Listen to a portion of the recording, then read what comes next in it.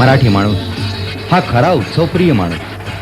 त्यातही देवदेवतांचे उत्सव साजरे करताना तर त्याच्या उत्साहाला उधाणच येते.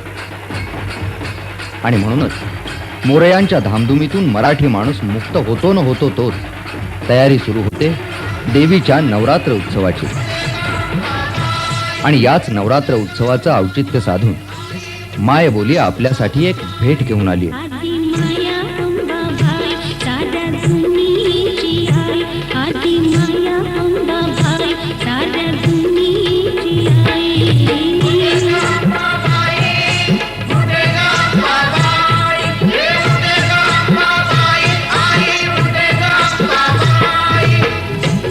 अश्विन शुद्ध प्रतिपदेला महाराष्ट्रातील घराघरात घटस्थापना केली जाते. देवघराजवळच कलश ठेवून स्थापना करतात. प्रत्येक दिवसाची एक एक माळ देवीला अर्पण केली जाते. 9 दिवस देवी समोर नंदादीप तेवत ठेवला जातो. याबरोबरच फुलोऱ्याचा प्रसादही अर्पण केला जातो.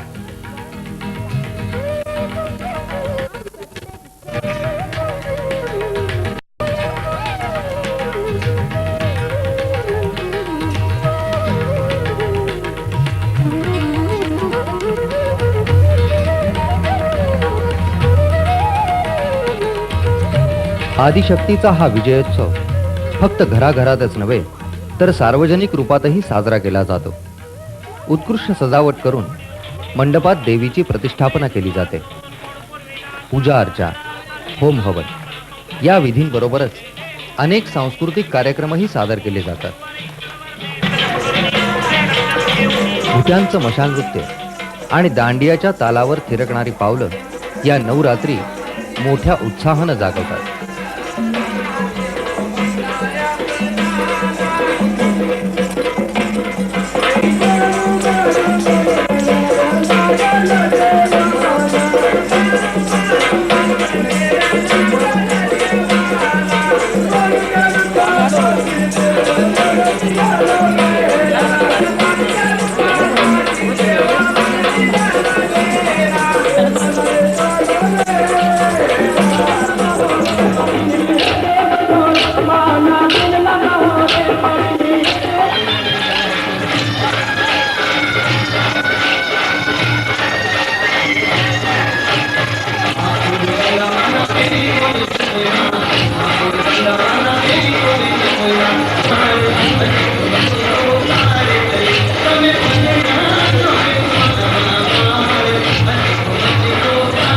महाराष्ट्रातल्या गणेशोत्सवाप्रमाणे आपले बंगाली बांधव हा उत्सव दुर्गा पूजा म्हणून मोठ्या उत्साहानं साजरा करतात. हा उत्सव खऱ्या अर्थानं सार्वजनिक स्वरूपाचा असतो. प्रत्येक बंगाली माणसाकरवी एकाच ठिकाणी मूर्तीची स्थापना करून तेथेच पूजेचे विधी पार पाडले जातात. जवळजवळ 1000 वर्षांची परंपरा असलेला हा उत्सव अश्विन महिन्यात असला तरी त्याची तयारी भाद्रपद महिन्यापासूनच होते.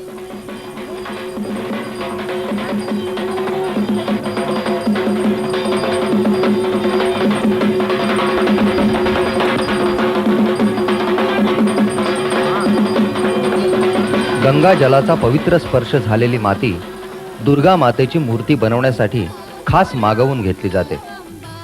मूर्ती घडवणारे शिल्पकारही आपल्या दुर्गा माची मूर्ती घडवण्यासाठी खास बंगालवरून येथे येतात आणि मनोभावे मूर्ती घडवण्यात मग्न होतात. शिल्पकारांच्या कुशल कामगिरीतून तयार झालेली ही दुर्गा मातेची मूर्ती दशभुजा असून प्रत्येक हातामध्ये त्रिशूल, धनुष्य, गदा, बाण, वज्र आदी अस्त्र असतात. दुर्गा मातेची मूर्ती सिंहारूढ असून महिषासुराचे मर्दन करते असं दिसतं. ही महिषासुर मर्दिनी त्रिनयनी असते. असं म्हटलं जातं की दुर्गेबरोबरच गणपती, कार्तिकेय, लक्ष्मी आणि सरस्वती यांच्या मूर्तीही त्यांच्या वाहनांसह तयार केल्या जातात.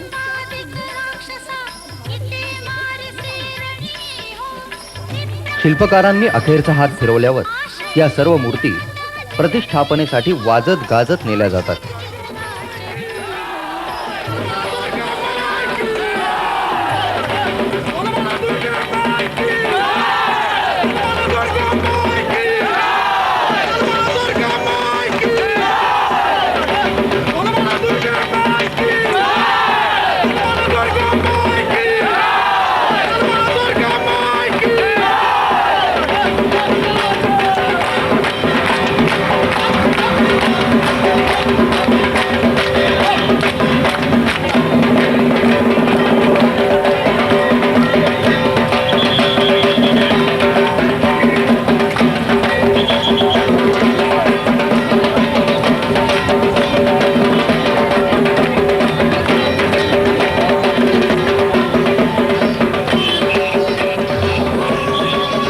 घटस्थापना जरी अश्विन शुद्ध प्रतिपदेला होत असली तरीही अनेक विधींनी परिपूर्ण अशी दुर्गा पूजा मात्र अश्विन शुद्ध षष्ठी ते विजयादशमीपर्यंत होते.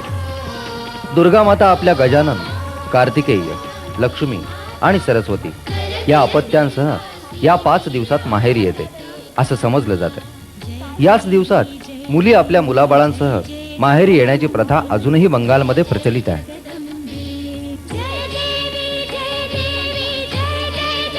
अश्विन शुद्ध षष्टीपासून दुर्गा पूजेला प्रारंभ होतो आणि षष्टीच्या दिवशी केली जाणारी ही प्रतिष्ठापनेची षष्ठी पूजा. प्रसन्न वातावरण आणि ढाकी या चर्मवाद्याच्या नादमय स्वरात डाकेर साजमध्ये नटलेल्या देवी आणि इतर मूर्तींची प्रतिष्ठापना केली जाते. शंखध्वनीप्रमाणेच ढाकी या चर्मवाद्याला या उत्सवात महत्त्वाचं स्थान आहे. हे वाद्य वाजवणारे ढाक कलकत्त्याहून इथे येतात. शंखध्वनीप्रमाणेच उलुध्वनी हे बंगाली परंपरांचं खास वैशिष्ट्य. तोंडाने काढला जाणारा आवाज म्हणजेच उलुध्वनी. या उलुध्वनीद्वारे देवीला आगमनासाठी आवाहन केलं जातं. मंत्रोच्चारानंतर सिंदूर, कुंकू, बांगड्या, नारळ, कापूर, आलता, वस्त्र अशा सौभाग्य चिन्हांनी युक्त असं ताट म्हणजे वरंडाला. देवीच्या मूर्तीच्या पायाला स्पर्श करून हा वरंडाला देवीला अर्पण केला जातो. या पूजेतही प्रथम पूजेचा मान मात्र गणेशाचाच. आपल्याकडील सुपारीप्रमाणेच तांदळाचे पीठ, केळ्याचा गर आणि तेल एकत्र करून तयार केलेली ही गणेश प्रतिमा ही ठेवून श्री गणेशालाही आवाहन केलं जातं.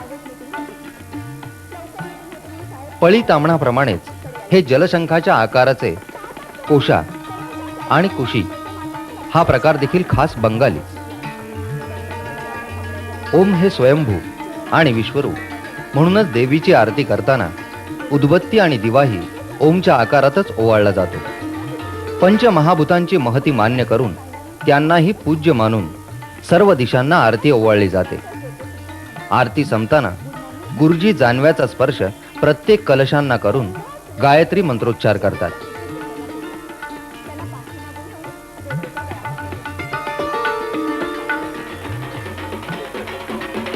पवित्र घंटानाद, ढाकी आणि उलुध्वनींच्या गजरात षष्ठीची पूजा अशा रीतीने पार पडते.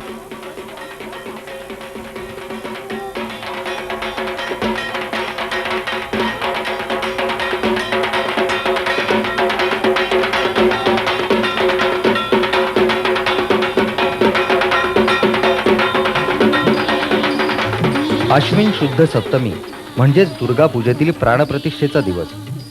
विघ्नहर्ता गजानन आणि धनधान्यांनी संपन्न लक्ष्मी यांच्यासह अखंड ब्रह्मचर्य धारण केलेला कार्तिकेय, विद्या देवता सरस्वती यांच्यासह दुर्गा माता आपल्या माहेरी आली आणि सर्वत्र उत्साह आणि आनंद संचारला.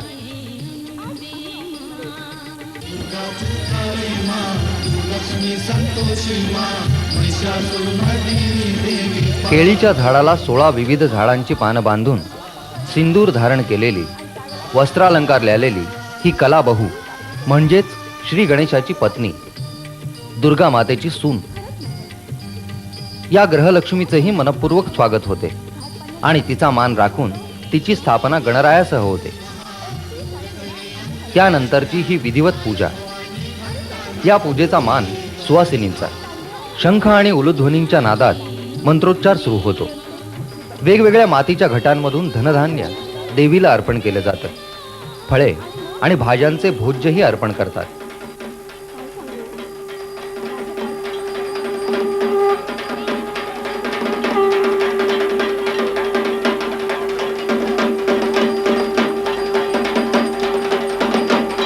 धूपदीपांच्या सहाय्याने आरतीला सुरुवात होते.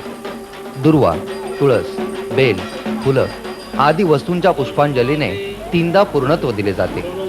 दररोज 5ही दिवस सकाळ संध्याकाळ अशी आरती आणि पुष्पांजली होते.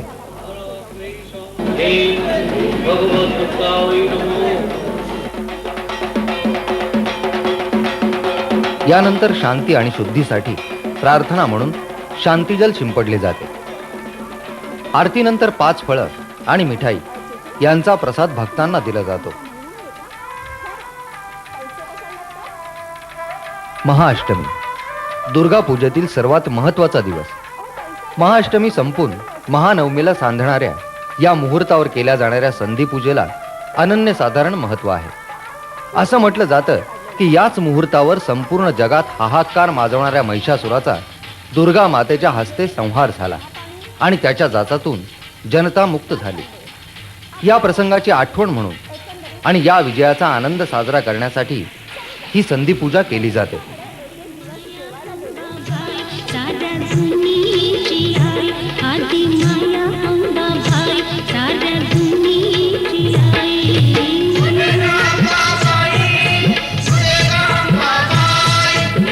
आपल्याकडे जसं गणपतीला 21 दुर्वांच्या जुड्या वाहिल्या जातात, त्याचप्रमाणे दुर्गा पूजेत 108 या संख्येस अत्यंत महत्त्व आहे. 108 कमलपुष्प, दुर्वा, बेल इत्यादी देवीला वाहिले जातात.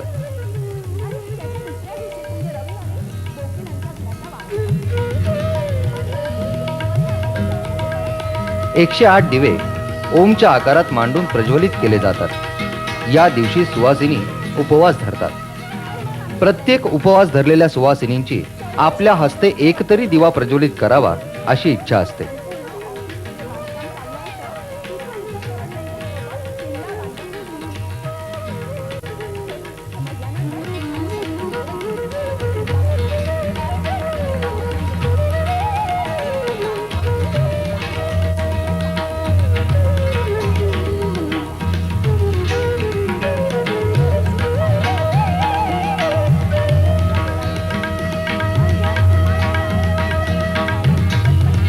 पूजेचा चौथा दिवस महानवमी. सर्व दुष्ट शक्तींची अग्नीमध्ये आहुती देऊन पूजेला पूर्णत्व देणारा होम हवनाचा विधी या दिवशी केला जातो.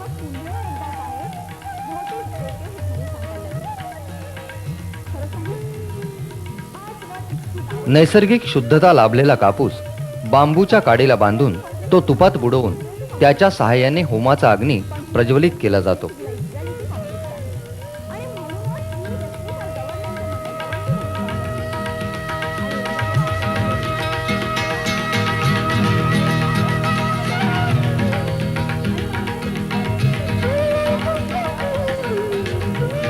या होमामध्ये 108 बेलपत्र, दुर्वा, फुलं अर्पण केली जातात. त्यानंतर 1 केळे आणि दही यांच्या सहाय्याने होमाची शांती होते.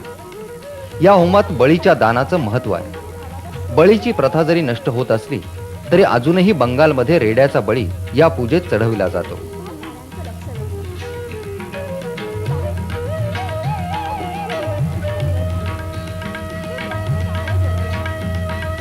या उत्सवाच्या 5ही रात्री विविध सांस्कृतिक कार्यक्रमांनी जागवले जातात आणि रोज महाप्रसादाचं जेवणही भक्तांना दिलं जातं.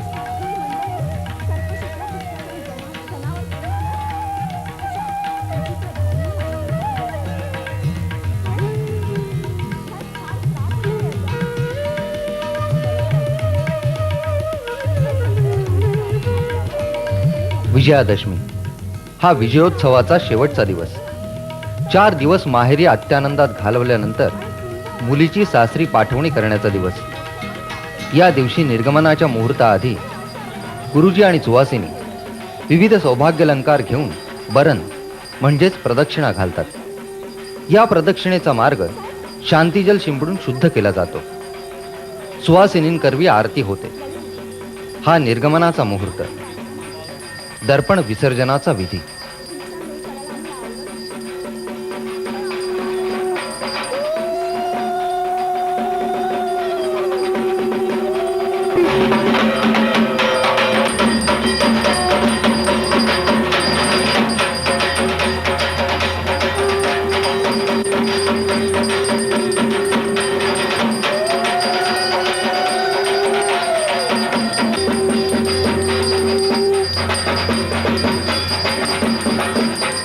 दर्पण विसर्जनाचा विधी.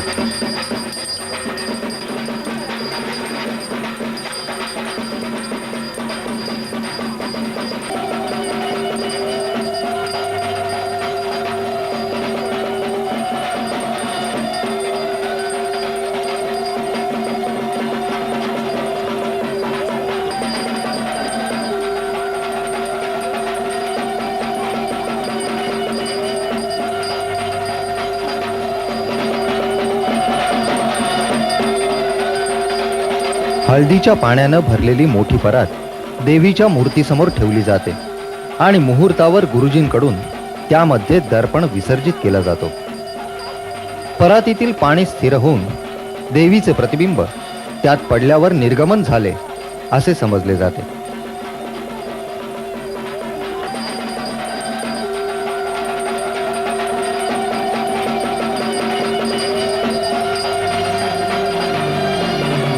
मुलगी सासरी परत चालल्याच्या भावनेने डोळ्यातील अश्रू आवरत नाहीत.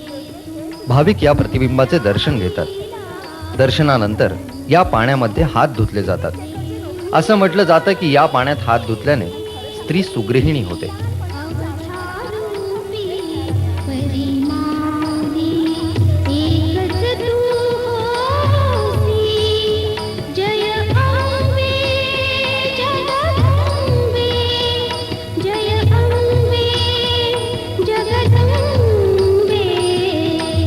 सिंदूर म्हणजे सौभाग्याचं प्रतीक. देवीच्या पायावर अर्पण केलेला हा सिंदूर सुवासिनी एकमेकींना लावून अखंड सौभाग्याची कामना करतात. देवीला आणि एकमेकींना मिठाई भरवून आपला आनंद व्यक्त करतात. या सिंदूर उत्सवालाही पूजेत खूपच महत्त्व आहे.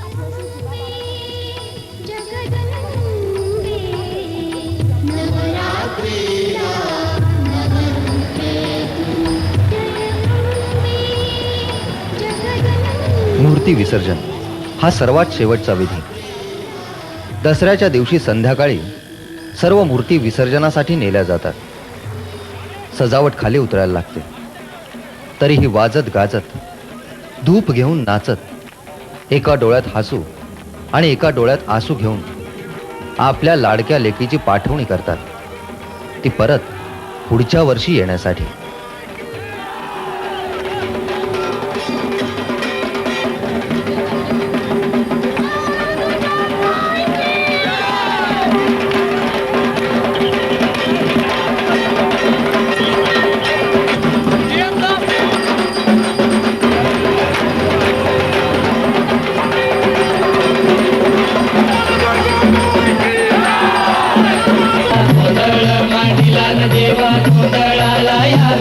आम्ही गोंधळी गोंधळी आम्ही गोंधळी गोंधळी हा आंबेचे गोंधळी हो आंबेचे गोंधळी. देवा कारण भक्त कारण गोंधळ मांडला न देवा गोंधळाला यावे. कुलस्वामिनी पूज्य देवता गोंधळ मांडला न देवा गोंधळाला यावे. आम्ही गोंधळी गोंधळी आम्ही गोंधळी गोंधळी हा आंबेचे गोंधळी हो